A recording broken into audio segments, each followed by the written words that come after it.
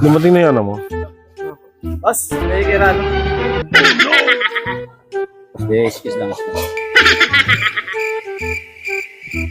Mga baluga yun. Nakata mo pare, lugar mo dito sa harapan. Pati ito pa dumaan sa likod. Mga taga dito doon. Huwag mo ang guy na yun. Wala kasang tama.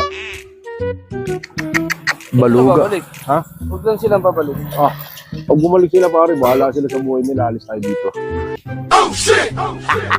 Pati na kayo nasa mo. Kami hindi pa eh. Ay, sorry.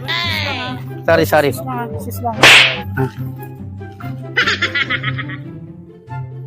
Ano yun? Kaya ko sa kanila motor eh. Daan lang pala. Lawag-lawag na kalsada. Ang tantadon to. Hoy, mga tantado! Ang ito na.